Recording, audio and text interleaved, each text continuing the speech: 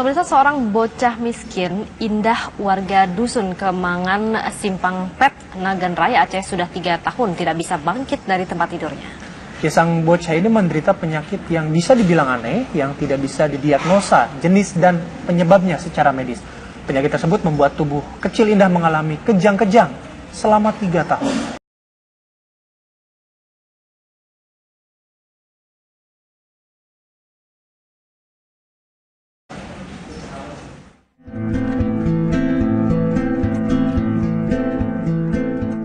Indah yang kini sudah berusia 10 tahun harus menghabiskan waktunya di tikar tidur karena selama 3 tahun terakhir dirinya terserang penyakit aneh.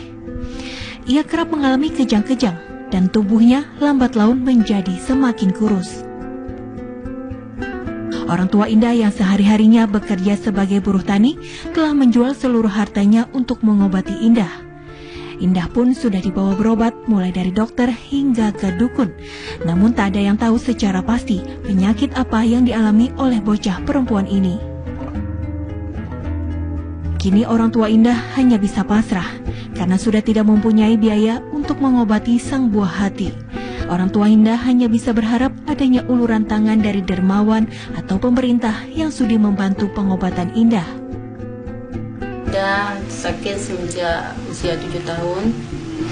Penyakitnya kejang-kejang. Setelah kejang-kejang, sakitnya pada 6 hari. 6 hari langsung nggak bisa ngomong dan lumpuh, tidak bisa bergerak. Apa yang ibu lakukan setelah Indah sakit?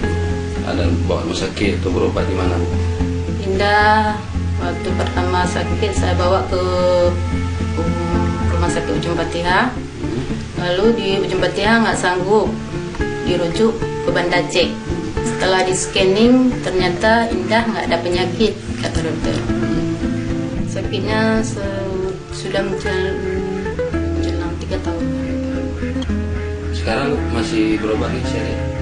Sekarang kami sudah berhenti karena nggak punya uang. Harapannya apa?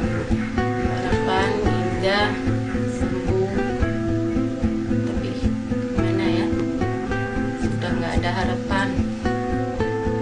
Uang pun sudah ludes. Jadi selama pengobatan Indah banyak mengeluarkan uang. Ya, termasuk tanah warisan orang tua saya jual. Tidak bisa.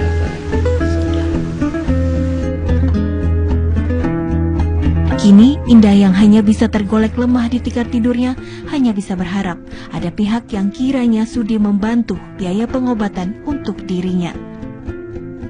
Dari Kabupaten Nagan Raya, Haidir Azhar, TV One mengabarkan.